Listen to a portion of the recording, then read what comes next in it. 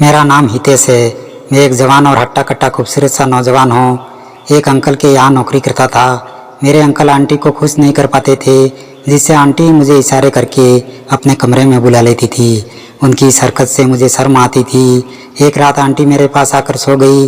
उस वक्त लगा कि मेरी बीवी है, इसलिए मैंने अपनी बीवी समझकर आंटी को पूरी रात। मेरी आंटी बहुत खूबसूरत थी और वह मेरी ही उम्र की औरत थी। शुरू शुरू में तो आंटी भी मुझसे बहुत शर्माती थी और ज़्यादा बात नहीं करती थी। मैं भी अपनी नज़रें झुकाकर काम से काम करता था और आंटी से ज़्यादा बातचीत भी नहीं करता था। मेरी आंटी भी मुझसे दूर दूर रहती थी, लेकिन पता नहीं एक दिन आंटी को क्या हुआ।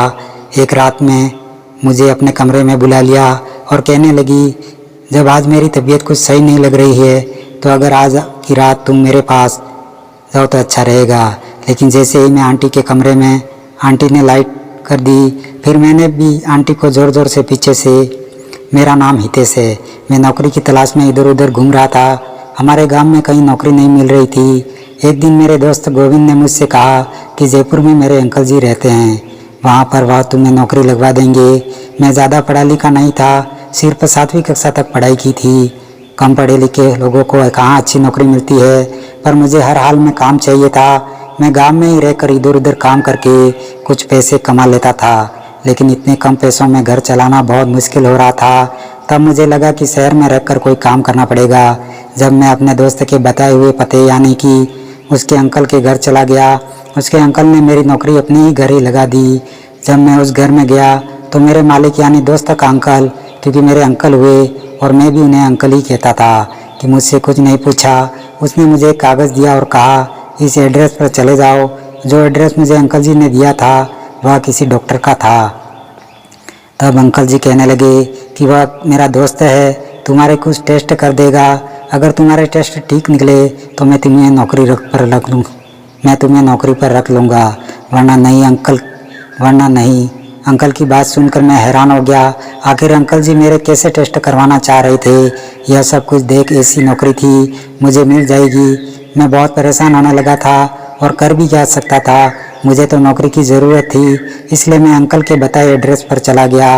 वहां जाने के बाद डॉक्टर ने मेरे कुछ टेस्ट किए और कुछ देर बाद रिपोर्ट आ गई तो वह रिपोर्ट मुझे दे दी। मैंने घर आकर वह रिपोर्ट अंकल जी को दिखाई तो बड़े अजीब अंदाज में मुस्कुराने लगे और कहने लगे, बहुत बढ़िया है, देखने में भी बहुत अच्छे हो, सब ठीक है और रिपोर्ट भी सही है, इसलिए तुम्हारी नौकरी पक्की है। तुम कल से काम पर आ जाओ। मुझे यकीन नहीं हो रहा था, इतने बड़े आदमी ने इतनी आसानी से मुझे नौकरी पर रख लिया था। तो बिल्कुल रिपोर्ट के सही आने पर मैं बार बार यही सोचे जा रहा था, पता नहीं डॉक्टरी रिपोर्ट में ऐसा क्या था। रिपोर्ट इंग्लिश में लिखी हुई थी और मैं 7वीं कक्षा पास इंसान के लिए यह चीज़ समझना आसान नहीं था। यह बात मैंने अपनी बीवी से बताई तो वह कहने लगी, आपको फालतू में कितना सोचते हो। यह अमीर लोग बड़े वहमी होते हैं जो हम जैसे गरीब लोगों को नौकरी पर रखने से पहले टेस्ट करवा लेना चाहते हैं, ताकि हमें कोई बड़ी बीमारी तो नहीं है। उन्हें लगता है कि यह बीमारी हमें ना लग जाए। मैं बेफिक्र हो गया। मुझे नौकरी चाहिए जो मुझे आसानी से मिल गई थी। पहले दिन से मैं काम पर जाने लगा, लेकिन जब मेरी नज़र आंटी पर पड़ी तो मैं एक नज़र से देखता ही रह गया था, क्योंकि मेरी आंटी बहुत ही ज़्यादा खूबसूरत और हसीन औरत थी। जब से उसे पहली बार देखा था तब से मैंने दिल में सोचा कि काश मेरी बीवी भी इतनी हसीन होती। मैं एक मामूली सा नौकर था, उसके पास रुपये पैसे की कोई कमी नहीं थी। अक्सर आंटी मुझे लेकर बाजार जाया करती थी, क्योंकि आंटी की कोई औलाद नहीं थी। पता नहीं खराबी अंकल जी में थी या फिर आंटी में, लेकिन शादी के 7 साल के बाद भी उनकी कोई औलाद नहीं थी। पर दोनों के बीच में कभी कोई लड़ाई झगड़ा नहीं होता था। दोनों बहुत ही प्यार मोहब्बत से रहते थे।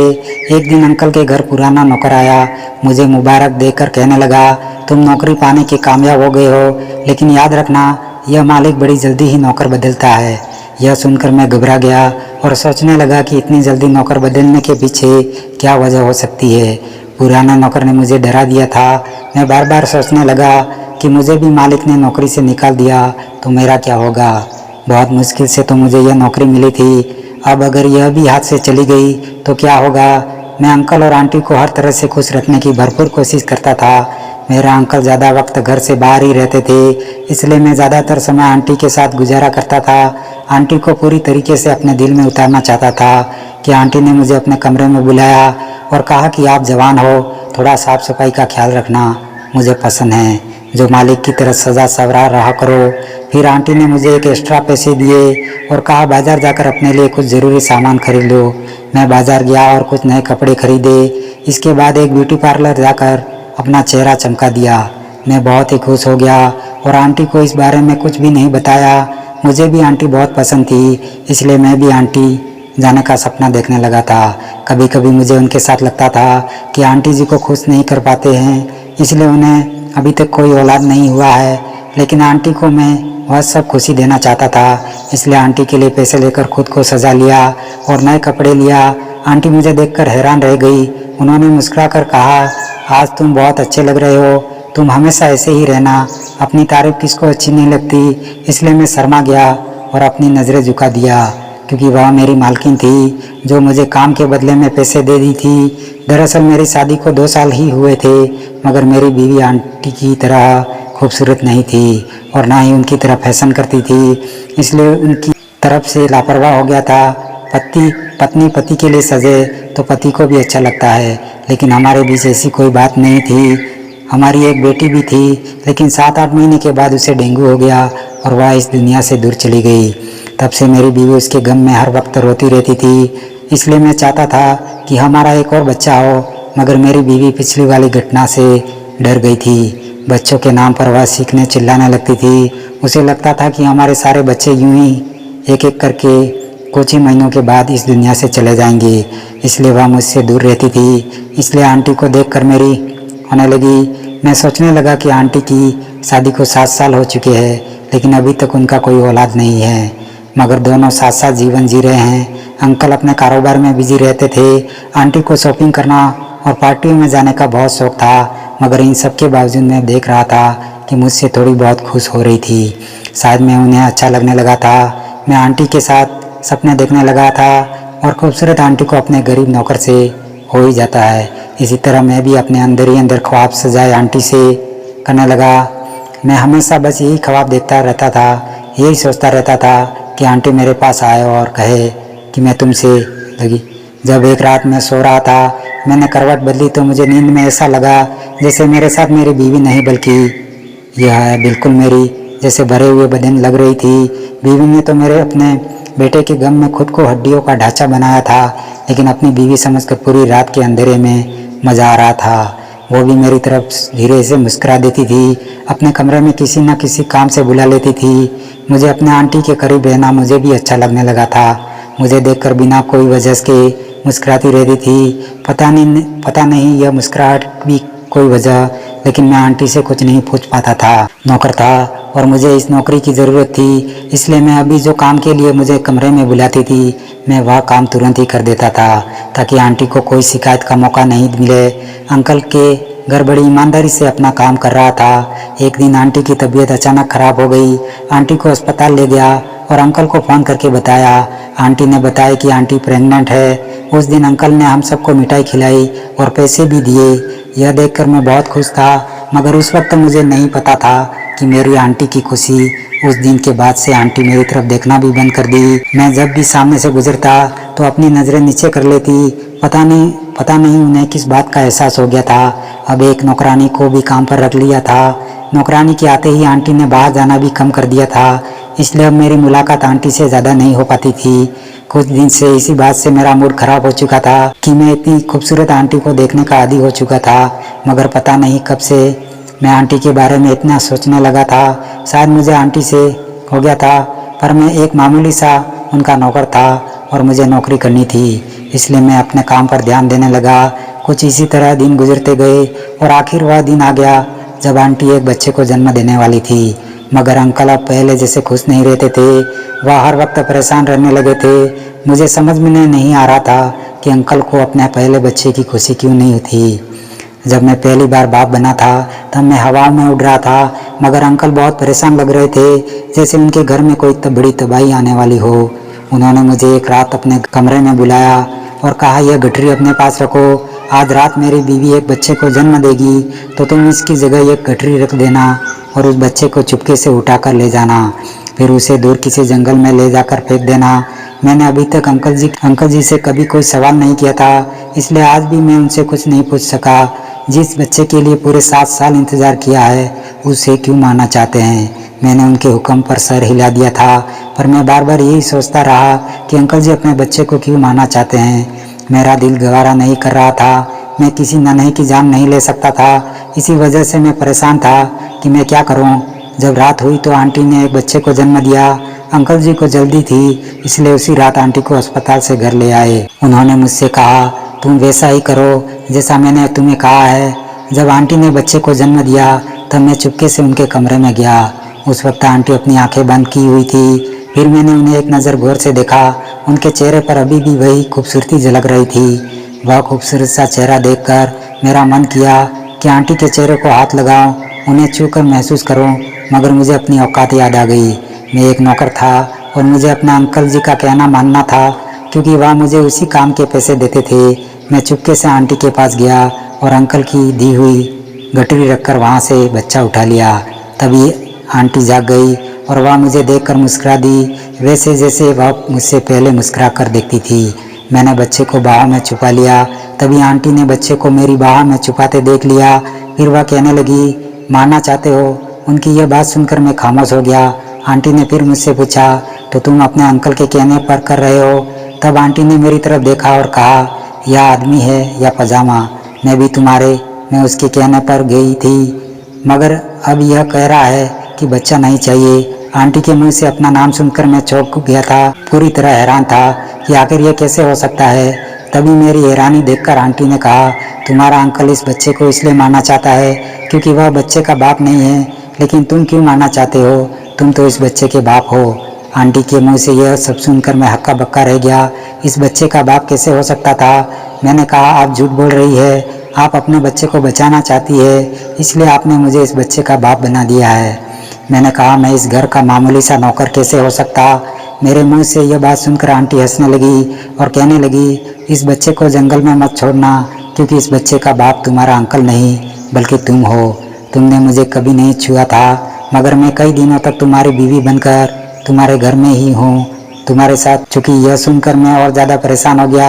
यह क्या मेरा ख्वाब नहीं था? जब मुझे बिस्तर में यूँ लगता था जैसे मेरे साथ मेरी बीवी नहीं मेरी है, लेकिन जब मैं अपनी बीवी समझकर के साथ वह सब करता। आंटी की यह बातें मुझे पूरा हैरान परेशान कर रही थी। मैं यही सोचते सोचते वही सोफे पर बैठ गया। उस वक्त मेरे पास यकीन करने के सिवा और कोई रास्ता नहीं था, लेकिन मैं हैरान था कि इतनी खूबसूरत मालकिन जिसे मैं आंटी कहता था, उन्हें मेरे साथ यह सब करने की यही बात थे। मैंने आंटी से पूछा तो वह कहने लगी, मैं बहुत ज़्यादा खूबसूरत थी, मगर मैंने गरीब घर में जन्म लिया था।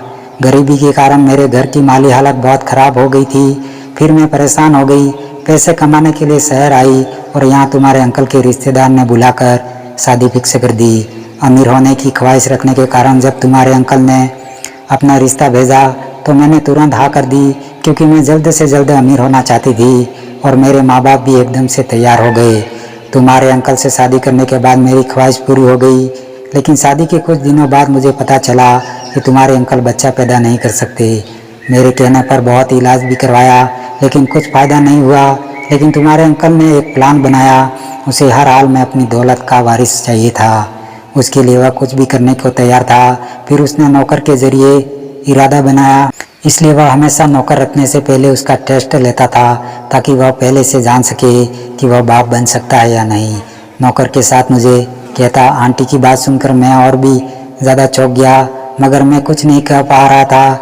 तभी आंटी मुझे बताने लगी, इस काम के लिए तुम्हारे अंकल जी ने कई नौकर रख दिए, लेकिन मुझे ऐसा कोई पसंद नहीं आया जिसको मैं काबिल समझा, इसलिए हमने कई नौकर बदले। तुम तो पहली नज़र में मुझे ठीक लगे थे, तुम्हारा टेस्ट भी अच्छा निकला, इसलिए तुम्हारे अंकल ने तुम्हें नौकरी पर रख लिया। यह सुनकर मैंने आंटी की तरफ देखा और पूछा, आप मेरे पास कब आ गई थी? तो सुनकर वह हंसने लगी और कहने लगी, तुम्हारे अंकल ने कितना अच्छा प्लान बनाया कि किसी को कोई शक नहीं हुआ, यहाँ तक कि तुम्हें भी इस बात का एहसास नहीं। तुम अपनी बीवी के साथ नहीं बल्कि मेरे साथ रहे। तब आंटी ने मुझे सारी बात बताई।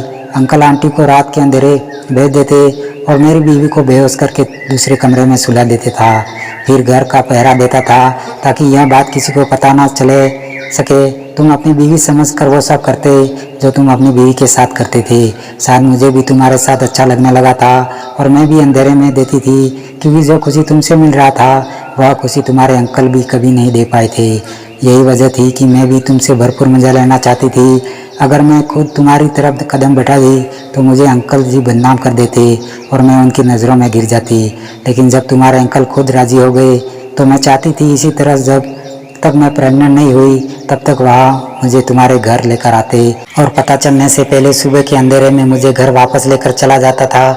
कुछ दिनों के बाद वह अपने प्लान में कामयाब हो गया, क्योंकि डॉक्टर ने चेकअप के बाद बताया कि मैं माँ बनने वाली हूँ। वह बहुत खुश था, क्योंकि उसे डॉक्टर की बात को झूठा कर दिया था। सबको खुशी खुशी बता रहा था कि वह बाप बनने वाला है। मैं आंटी की बात सुनकर हैरान और परेशान था। वह बात ना अंकल से पूछ सकता था और ना ही आंटी से, मगर उन दोनों ने ही मुझे पैसे देकर अपना खिलौना बना दिया। उन्होंने मुझे बताया कि तुम्हारे अंकल का सारा प्लान उस वक्त काम आता जब सारी दुनिया को दिखा पाता कि उसका बेटा हुआ है। अब मैंने कहा यह मेरा बच्चा है, इसलिए नहीं बल्कि यह किसी और का भी बच्चा होता फिर भी मैं इसे जंगल में ना छोड़ता। वह एकदम अभी कहने लगी कि जब तुम्हारे अंकल को पता चलेगा कि तुमने इस बच्चे को नहीं छोड़ा है तो वह तुम्हें नौकरी से निकाल देंगे। मैंने कहा कि अब मुझे कोई परवाह नहीं है, बच्चे की माँ आप हो। फिर वह कहने लगी दौलत के लालच ने मुझे अंधा कर दिया था, इसलिए मैं झांसे में आकर उससे शादी की थी। जब मैंने इसकी इज्जत रख ली तो उसने मेरे बच्चे को जान से लेना चाहा और कहा कि यह बच्चा मनहूस है। इसके आने से मेरा कारोबार डूब गया और सारा पैसा खत्म हो गया, तो उसे हमारा बच्चा मनहूस लगने लगा। इसलिए उसने बच्चे को जंगल में छोड़ने का इरादा बना लिया। इसलिए मैं ऐसे आदमी के साथ नहीं रहना चाहती। यह सुनकर मैंने आंटी की तरफ देखा और कहा तो क्या आप इस बच्चे के खातिर एक मामूली नौकर के साथ रहोगी? तो यह सुनकर आंटी ने कहा तुम गरीब जरूर हो मगर तुम्हारा दिल बहुत बड़ा है, इसलिए मैं तुमसे शादी करना चाहती हूँ ताकि हमारा बच्चा जिंदा रहे। फिर आंटी ने अंकल से तलाक ले ली और हम उसी घर में हंसी खुशी रहने लगे, क्योंकि वह घर आंटी ने अपने नाम पर पहले ही करवा लिया था। जब यह बात मेरी बीवी को पता चली तो वह मुझे छोड़कर अपने मायके हमेशा के लिए छोड़कर चली गई और मुझे तलाक देने लगी। लेकिन आंटी ने मेरी बीवी को सारी बात बताई, जिससे मेरी बीवी ने अपना फैसला बदल दिया। मैंने भी अपनी बीवी को बहुत समझाया तो वह मान गई और मैं अपने दोनों बीवियों के साथ खुशी खुशी रहने लगा। मैं नौकर बनकर आया था, अब मैं मालिक बन बैठा हूँ। मैं बहुत ज़्यादा खुश हूँ, क्योंकि मुझे नहीं पता था कि वह मेरी पत्नी बनकर ज़िंदगी में आ जाएगी। दोस्तों यह कहानी कैसी लगी कमेंट करके ज़रूर बताएं, तथा वीडियो अच्छी लगी हो तो लाइक करके चैनल को सब्सक्राइब जरूर करें। धन्यवाद।